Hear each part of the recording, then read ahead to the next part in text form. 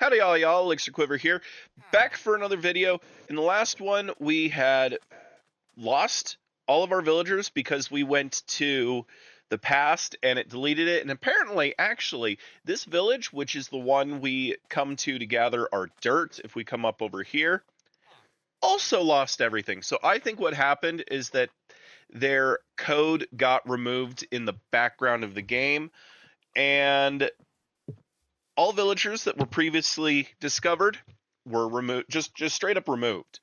Thankfully, there is a village just over the water over here that I had deleted because I didn't interact with it really. I like raided their stuff and took their wheat, which I have already done again. And it's a desert village, and I carted them over here to the savannah so that we can start getting ourselves a new villager. I still need that red one, and I'll take one red one and one white coat, tan coats, desert villager, back to our main island where we will be breeding them up to make an iron farm. Once we have the iron farm bred up, we're going to also get ourselves a blacksmith because we don't have very many shovels, and I need a lot of sand for today's project. Still no baby villagers, but there's this weird noise that I keep hearing behind me whenever I sit in this boat, and I don't really know what it is. Oh, good, it stopped. Would you look at that? First try, they gave us a red villager. No one accidentally got stuck in a boat and suffocated over there. Not at all. Now that we got our villagers, all that's left is to make a rudimentary villager breeder, and we're just going to pile these up here a bit, make a little containment unit. Can't forget about the slabs. Got to make sure we don't have iron golem spawning. With the pillows pointing out, we make this square of beds. Can't forget about the posts, carpets over the pillows. And finally, trapdoors. Have the handles pointing out. That's why I used the spruce ones. All that's left is to have villagers grow up, which he just did. One more villager to the breeder, and we're good to go. Don't have very much food. Right now, that's all I got. I will have to come by with more carrots and potatoes. While that's starting to make us some villagers, it's time to get us an iron farm. This is going to be a very basic one that I found on YouTube. I believe it came from Avamance. And we're just going to build it up real quick. It's not very efficient, in my opinion. It's going to make us a little bit of iron, and that should be just enough to sell, to make emeralds, to buy ourselves a bunch of shovels. Got a little distracted seeing this guy down here, and I did get an advancement, followed by another one.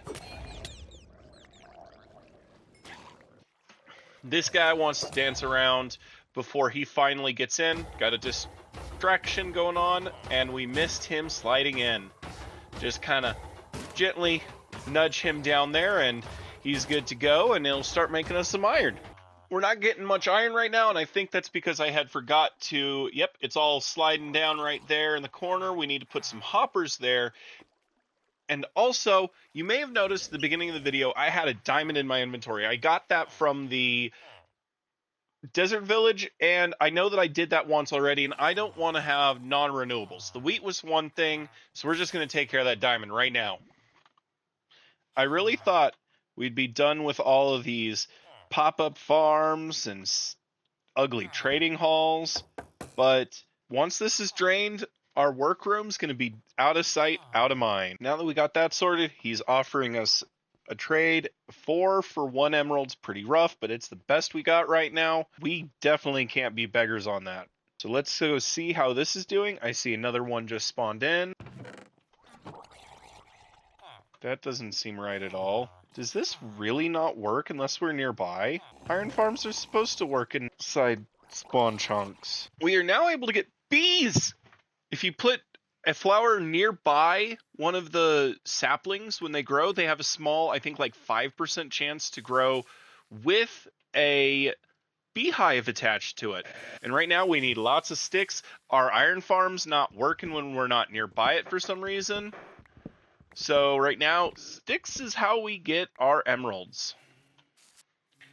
We are now out of bone meal, but we did get a good start with our sticks, as well as we got very lucky and got a bunch of bees.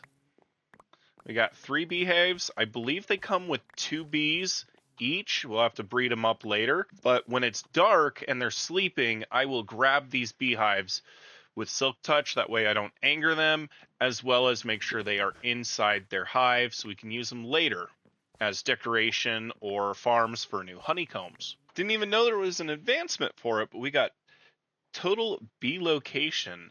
We waited till it was dark so that we can harvest these guys. I was taking what sand we do have, here we go, and I'm slowly adding it to the border. And this is going to take a lot. It takes about half of a stack just to do 1 layer. And okay, I was afraid they were getting broken at first.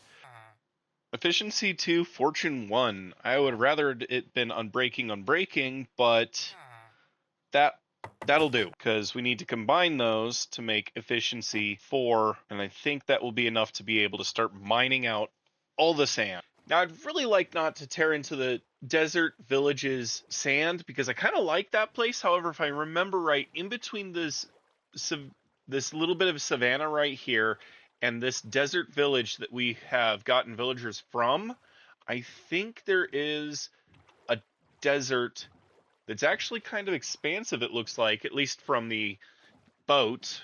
Look, okay, yeah, there's some cactus. Oh yeah, that's plenty. We can work with this. Don't want to do it so close to town, but I need sand. Hopefully we can do something with this in the future. That is very nice. We'll use these guys up real quick. But these guys were 18 emeralds, and so I'm going to get my use out of them instead of throwing them away. They are a little slow, but thankfully they only have 250 durability, which still is 250 items. Now we're finally getting to this.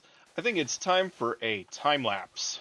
I wanted to take a few moments to talk about the future of this Let's Play and a bit of the reason why I have gone and done some weird things like delete chunks, and it goes all the way back to my original Let's Play. On my original Let's Play, I had a seed that I deeply enjoyed and had extensive timetable and plan for the island itself, as well as the near expansive and apparent void of the ocean around it. However, then I lost the island when my hard drive to my original computer failed, and I decided to try a different route, and that's where the second Let's Play came about, which also ultimately had a problem, and I believe what it stemmed from was my new computer didn't have enough space. I did ultimately fix that problem, as well as offloading all of my sentimentals, like photos and things like that I have managed to accumulate through jump drives and new memories to an external hard drive for fear of my computer failing like the original one did. Anyway, back to the second Let's Play. I had thought at the time that the world save had become corrupted because every time I was near my iron farm, it would make it so the game would no longer autosave or save when I logged out. This became a big problem because I had built the farm on top of my base, and I couldn't tear down the farm fast enough before I ran into this problem again, and I ultimately abandoned it since I also was missing the drive and inspiration to continue. Finally, we come into this Let's Play, and I decided I needed to go back to the island living where I spent months and hours every day re-rolling seeds on chunk base to find the ideal world that was close to what I wanted to my first island. I never got that, but I ended up choosing one which, if I had started in 1.8, would have created the special generation for a future project, as well as a very expansive ocean to allow me to build my other plans. That is the main reason we went backwards to get the mending and the infinity bows, was to fix the mistake that I went to 1.14 before I went to 1.8. That only left, however, the main island that I would call home. I never found a large island with large ocean, but I did find a very large ocean, and I had the inspiration and the drive from my friend's world spawn that I built for him. at his realm. I never did finish that world spawn for him, as his realms kind of petered out and lost interest over time, and I only managed to build the one island, and you can actually see that island in one of my later videos. However, I was so excited and inspired by it that I decided that was going to be my new home base, and we're going to build upon it soon. In the next episode, we are going to be exploring for sponges to clean out the underneath of our island, as well as fill in the map of the ocean for future build ideas. After that, we will be doing one last chunk deletion. I'm going to pretty much just delete all of the mainland we find to promote new generation. I want to have a really nice seamless biome blend, which I hear happens really well in the new updates, but I have played for so long that I remember multiple times where I've seen a new biome was added and it changed the algorithm so that when you're going on down plains or a forest and you stumble upon unloaded chunks that you've never generated, it would just generate a new biome perfectly for that with zero blending, just forest meet a square plot of jungle, or ocean gets a giant wall of stone. And ultimately, that is why we're going to delete one last time, because it's just habit. It should be the last time we ever edit the game, and we should be soon going straight to the present. With these last planks, we have finished putting sand underneath this entire island. We did miss a little bit of area because they actually were slime chunks, and I wanted to make sure that we didn't have to worry about those down at a lower level. This would be one of those areas, this nice little square. While we were doing that, we were also visited by the Wandering Trader. We got ourselves a sea pickle, some moss for a future moss farm, and bone meal farm, but the best one is the dark oak sapling. We've been needing that one for our builds for a while now. We need it for the roof, as well as for these posts here. We need it for future boats, and I cannot sprint. We also had worked on a few villagers. We got a couple of blacksmiths over there. I'm still working on getting the ideal armorer that I personally want. And then we also have in here, we have Demency. I haven't name tagged him yet, but he does sell the mending book. He buys emeralds and he sells glass. We have not finished his friend here. His friend needs to be able to buy paper. He needs to sell us an Unbreaking 3 book. And then, of course, he's going to need to sell glass as well. But that is a future problem, as well as, decorating this place is also a future problem, not a now problem. But for now, I think it's time to say goodbye. And as always, my name's Elixir Quiver, and y'all take care now.